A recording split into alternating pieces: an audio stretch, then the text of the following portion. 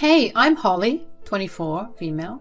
So my revenge story is about my dear mother-in-law, Hannah.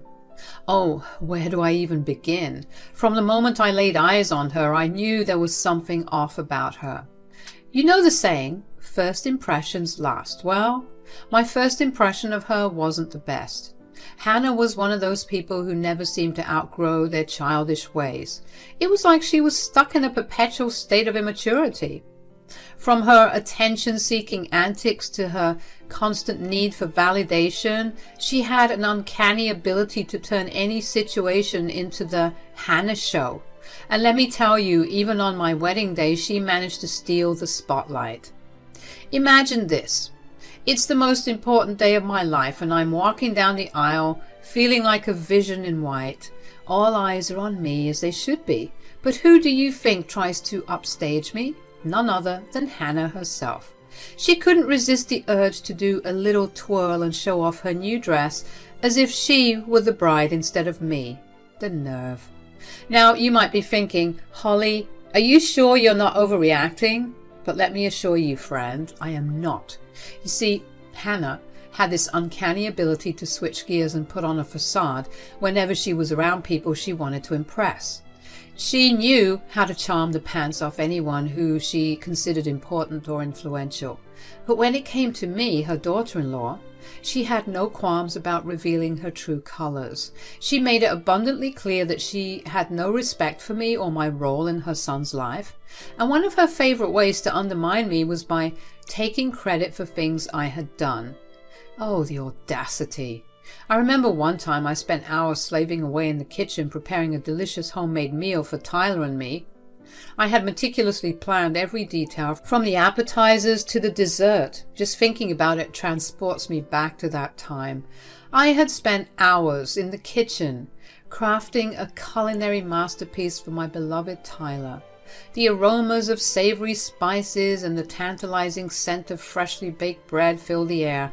It was a labor of love, a symphony of flavors carefully orchestrated for my husband's delight. But just as I was about to put the finishing touches on the meal, there she was, Hannah, my dear mother-in-law, making her grand entrance. She sauntered into the kitchen with a coy smile, offering her assistance. Now, call me foolish, but I thought perhaps this could be a chance for us to bond, to find some common ground amidst the strained relationship we had. Reluctantly, I accepted her offer, assigning her the simple task of bringing the dishes to the table.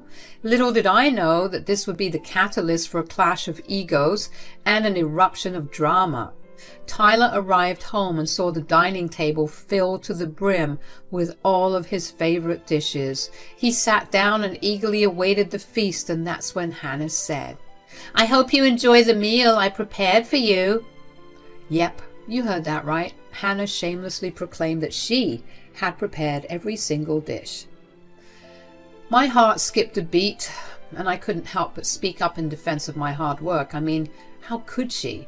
Now, I'll admit the way that I reacted wasn't doing me any favors, because my irritation definitely shone through, and I sounded like a spoiled brat, no doubt. "No, Tyler, I made all of this. She didn't do anything." Both Hannah and Tyler gave me a bewildered look, and Hannah, always the manipulator, seized the opportunity and interjected with a sly smirk on her face. "Wow, Holly, you would actually lie to your husband like this?" "It's okay, Tyler. Let her take the glory. I don't mind. I just did this because I love you." I was taken aback by her audacity. In fear of further making myself look like a spoiled brat, I bit my tongue, refusing to play her game. After the dinner, I tried to explain everything to my husband to shed light on the truth. But Tyler, blinded by his mother's manipulations, accused me of selfishness. He accused me of lying, dismissing my words as mere attempts to steal the limelight. An argument ensued, fueled by hurt feelings and a deep sense of betrayal. I pleaded with Tyler to see through Hannah's facade, to recognize the lengths she would go to undermine our relationship, but he was resolute, unwilling to acknowledge the truth that lay right before his eyes. It was a painful moment for my friends to be questioned by the person I loved most, but I knew then that I couldn't force him to see what he didn't want to see. Sometimes the truth can be a bitter pill to swallow, and in that moment Tyler chose to turn a blind eye to his mother's deceit.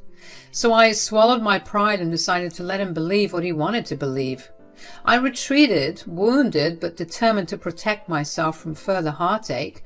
It was at that moment that I realized that if I were to put this cow in her place, it had to be my hand and my hand only. Not only that, but I had to play her game. That was the only way people like her would learn. Allow me to unfold the events of one fateful Friday evening. Hannah, accompanied by her colleagues Gladys and Pauline, returned home from work, seemingly in high spirits. They walked in with light-hearted banter as they settled into the cozy comforts of our living room. What do the young people say? Thank God it's Friday. Absolutely. I could use a cup of joe right about now. Count me in. Your home is so cozy, Hannah. Yes, thanks once again for inviting us over. Of course, ladies, we deserve to unwind after the hectic week we had. I was in the living room at the time, so it didn't take long for them to acknowledge my presence. Oh my goodness, is this the famous Holly? Hello, nice to meet you. Oh, Hannah, she's simply darling. Why didn't you introduce us to her sooner? She's gorgeous. Why, thank you. You two look lovely. Why don't you join us for coffee? Oh, that won't be necessary, dear. We wouldn't want to disturb you. Nonsense. Please join us. We won't take up too much of your time. These women were absolutely lovely. How they hung out with a witch as evil as Hannah, I'll never know. Actually, I'm not too busy right now. I'd love to join you all for coffee. Pauline and Gladys were smitten, but Hannah was grinding her teeth, trying to maintain her composure and not expose her irritation. As we settled into the dining room, the pleasant chatter began to fill the air. Gladys and Pauline shared anecdotes from their day, while Hannah skillfully guided the conversation, always ensuring she remained at the center of attention. Now, Gladys and Pauline, let me tell you, they were a breath of fresh air. Their warmth and genuine camaraderie made it absolutely clear that they were not cut from the same cloth as Hannah. And oh, how I relished this opportunity to showcase my wit and sprinkle a dash of pettiness, all while maintaining an impeccable facade. So, Holly, Hannah tells us you're quite the cook. Is that true? Oh, I enjoy experimenting in the kitchen, but I'm no culinary expert like Hannah here. Oh, I'm sure you're being modest. Hannah has mentioned your skills on several occasions. Has she? Maybe I've mentioned it. I can't particularly recall. Oh, stop it. She's always talking about your cooking. Surprising, seeing as she enjoyed being the center of attention. I thought she'd continue to take credit for my work. But she always says that her cooking is slightly better, but I'll have to see it to believe it. Ah, there it is. Well, I do try my best. Cooking is a passion of mine. So, would you say you're better than her? No comment. Oh, meow. Is a catfight about to ensue? Not at all. In fact, one day we should have a live competition for Gladys and Pauline. What do you say, Hannah? Oh, well, I'm sure they'd be bored with the whole thing, don't you think? I don't think so. I want to see that. Yes. Tell you what, we'll hold that competition some other time. As the coffee flowed and the laughter grew, I couldn't resist the temptation to playfully needle Hannah, knowing full well she had to maintain her composed image in front of her newfound companions. Remember that time, Hannah, when you accidentally mistook salt for sugar? Oh, the look on your face when you took that first bite. Yes, we all make mistakes in the kitchen, and let's not dwell on that. Oh, Holly, do share some of your favorite recipes with us. I'd love to try them. Of course, Gladys, but you must promise not to confuse my dishes with Hannah's. They may look similar, but the taste will be worlds apart. Hannah was sending me daggers, but I reveled in this moment, knowing that she wanted to keep her composure and not spook off her new friends with her true nature. As the evening drew to a close, Hannah couldn't contain her excitement about the following day. You know what, everyone? You've been such great company tonight. How about joining us for dinner tomorrow? I promise it'll be a culinary treat. That sounds marvelous, Hannah. We'd love to. I'm already looking forward to it. Once her friends had left, Hannah confronted me, curiosity and suspicion evident in her eyes. I couldn't help but notice your subtle jabs during our coffee session. What's the meaning behind all that? I have grown tired of enduring your constant belittlement. I have decided to play your game, to give you a taste of your own medicine. Let's see if you like how it feels to be treated the same way you treat me. Oh, Holly dear, you underestimate me. Your feeble attempts won't amount to anything. My friends are coming over tomorrow and they're expecting a spectacular meal. Huh. With your cooking skills, good luck. Actually, I won't be needing any luck because you'll be the one making the food. What? You heard me. You make the food. I have some errands I need to run tomorrow. And if I refuse, then I'll make your life a living hell. I'll make sure that Tyler divorces you by the end of the year. I'll slander you and make you look bad like the time you made that meal for him. Don't test me. I'll admit I was a bit fearful, so I complied. But little did she know that I had a plan brewing, a plan that would leave her speechless and questioning her own audacity. The next day arrived. The sun greeted me on that eventful day, painting the sky with hues of gold and pink. As I savored the tranquility of the morning, an unexpected interruption shattered the peace. A sharp knock resonated through my bedroom door, jolting me from my thoughts. I hurriedly made my way to the door, only to find Hannah standing there, a scowl etched across her face. The audacity of her intrusion at such an early hour was almost laughable. Holly, you better get a move on. We have guests coming over at 6 p.m. and I expect you to have the meal prepared by then. Her words dripped with entitlement and arrogance, but I refused to let her tirade ruffle my feathers. Instead, I stood my ground, maintaining a dignified composure. Hannah, do you really expect me to cook for you?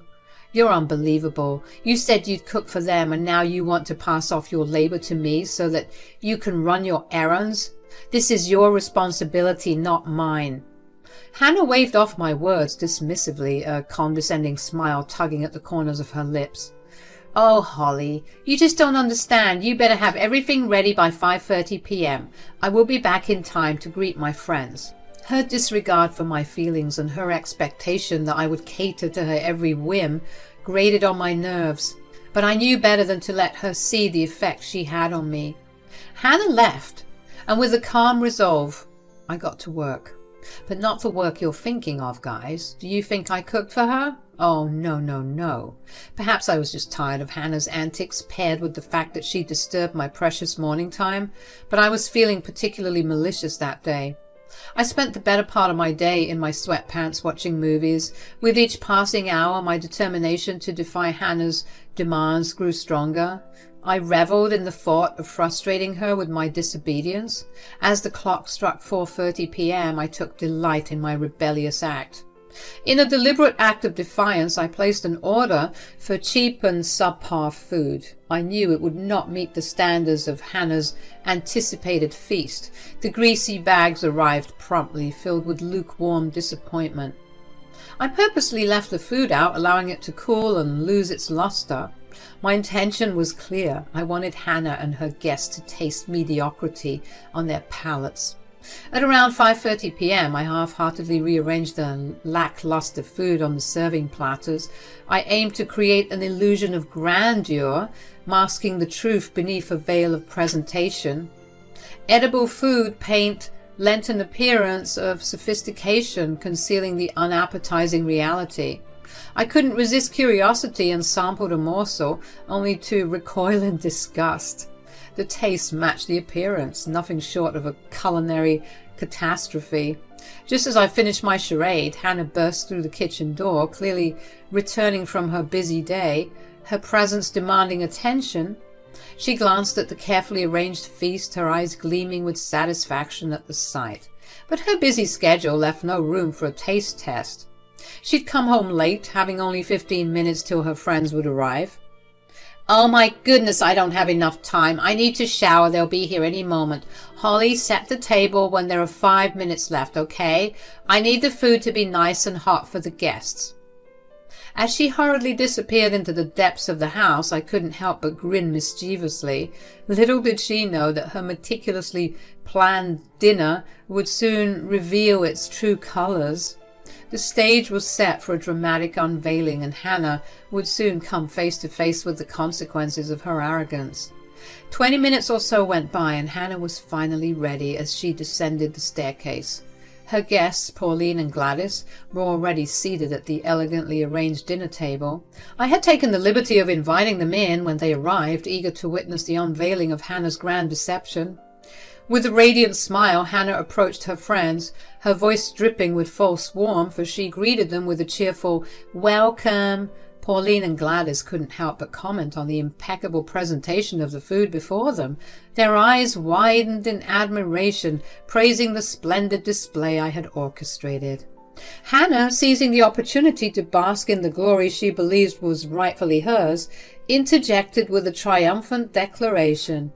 "I spent a grueling 8 hours preparing this feast all by myself. I guess all that work paid off." To Hannah's astonishment, I chose not to discount her claim. Instead, I played my part flawlessly, praising her with unrestrained enthusiasm. "Oh, Hannah, you truly outdid yourself. These dishes are a testament to your culinary genius. I can hardly believe you managed to create such a magnificent feast single-handedly. You deserve all the credit and praise." As I spoke, my heart danced with glee. Pauline and Gladys were increasingly excited, and Hannah brushed off her confusion when she noticed that her friends were eager to dig in. Hannah didn't know that my words were drenched in sweet irony. A subtle jab aimed at Hannah's inflated ego, and behind my facade of admiration, I reveled in the knowledge that the charade she had created was about to crumble under the weight of its own falsehoods. As Hannah watched in disbelief, her co-workers, Pauline and Gladys, took hesitant bites of the meticulously arranged food. However, their expressions of anticipation quickly turned to disgust as they both spat out the morsels they had sampled. A wave of confusion washed over Hannah as she witnessed their reaction, unable to comprehend the unexpected turn of events. Driven by a mix of curiosity and dread, Hannah reluctantly took a bite herself, only to have her taste buds assaulted by a repulsive combination of flavors. The truth became undeniable. The food, meticulously disguised to look exquisite, was anything but. The bitterness of her own deception lingered on her tongue, mirroring the deceit she had woven throughout this entire charade. She tried to hide her retching, but I caught it. Pauline and Gladys, visibly upset, demanded answers. Their voices quivered with a mix of disappointment and anger. "What on earth is this? It tastes awful. I can't even describe how terrible this is." "What happened?" I don't understand. It tasted fine when I prepared it. Maybe something went wrong." She sent daggers my way, and I tried to contain my laughter. Pauline, her disappointment evident, shook her head in disbelief. "Hannah, this isn't just a simple mistake. This food is stale, old, and absolutely greasy." Gladys, her disappointment turning into anger, joined in. "I thought you invited us for a treat, Hannah. But this is beyond disappointing. It's inedible. It's damn near rancid." Hannah, feeling the weight of her deceit, desperately clung to her defense. "I swear I tried my best. Maybe something went wrong with the ingredients or the recipe." "Hannah, we trusted you when you said you knew how to cook. We believed that you would prepare something delicious for us. But this is something else. I'm so sorry, but I don't think I can continue eating this." As Hannah struggled to find words to salvage her reputation, her excuses faltered in the face of the undeniable truth. The silence that followed spoke volumes, signaling the rapture in their once amicable relationship. Pauline, her disappointment turning into resolve, spoke with a tone of finality. "I think it's best we go, just 'cause I don't see any way that this could be salvaged." "Yes, I think that's best." "Ladies, please wait. Let's not jump to conclusions. I'll admit today was not a good day. I had a lot on my mind, and then I made these poor quality dishes, but that won't happen again. Please come again tomorrow and I'll show you what I'm really made of." "I'd rather taste Holly's cooking, if I'm being honest, but after the treatment we've received today, I don't think we'll be coming around anymore." "Gladys, how could you say that?" And how could you treat your guests like this? I thought that we were friends. We are friends. We'll see you at work, Hannah. Unbelievable. I escorted Pauline and Gladys out, apologizing profusely for Hannah's actions. I returned to find Hannah sitting with her head in her hands, contemplating everything. I approached her and I said, "Oh, what happened, Hannah? Your lies finally catch up to you? How could you do this to me? Now I'll be a laughing stock at work." "Aw, what a shame. Maybe now you'll learn not to mess with me."